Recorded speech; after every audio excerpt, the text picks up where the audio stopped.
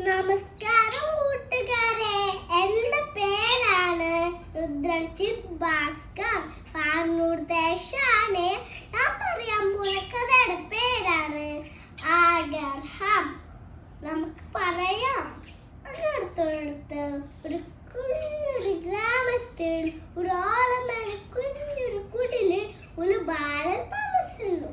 ആ ബാലന്റെ പേരാണ് കുട്ടൻ. കഷ്ടപ്പാടും ദാരിദ്ര്യവും ആണ് കൂട്ട്.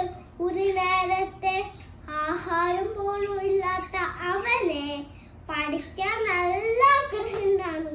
അത് കണ്ടിട്ട് കുട്ടന്റെ അമ്മ ഒരു വിദ്യാലയത്തിൽ ചേർത്തി.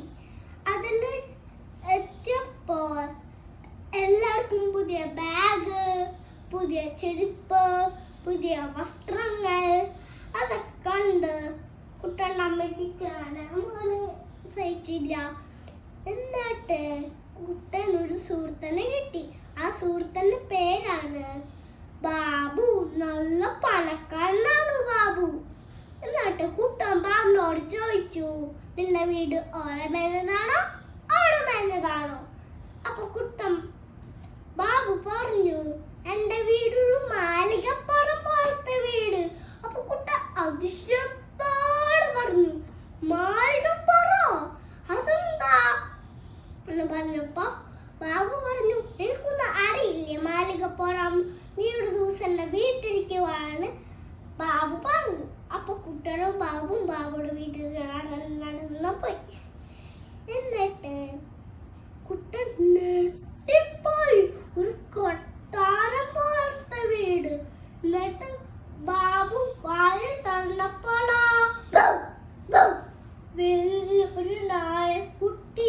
കുട്ട പേടിച്ചു പോയി. എന്നിട്ട് അവിടെ വേറൊരു വീട്. അതിൻ്റെ ഉള്ളിൽ നായക്കുട്ടി. അതിന് തൊട്ടടുത്ത് ഒരു വലിയ പാത്രത്തില് നിറച്ച് ഭക്ഷണങ്ങൾ. അത് കണ്ടിട്ട് കുട്ടന്റെ വായ എല്ലാം മൂടി. എന്നിട്ട് അവർ തിരിച്ച് വിദ്യാലയത്തിൽ പോയി. എന്നിട്ട് അധ്യാപിക എല്ലാവരോടും പറഞ്ഞു, നിങ്ങൾക്ക് ഭാവിയിൽ ആരാകണം?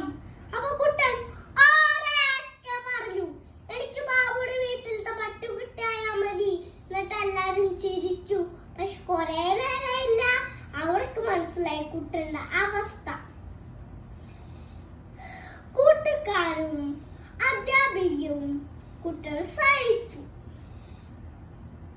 കഷ്ടപ്പാടും ദാരിദ്ര്യവും പഠിച്ച് ഉയരങ്ങളിലെത്തി. എന്നിട്ട് നമുക്ക് ഇതിൽ എന്ത് മനസ്സിലായി കൂട്ടുകാരെ? ആഗ്രഹമുണ്ടെങ്കിൽ മാത്രമേ കുട്ടന്റെ പോലെ ഉയരങ്ങളിലെത്താൻ സാധിക്കൂ. കുട്ടന്റെ കഥ നമുക്കും പ്രചോദനം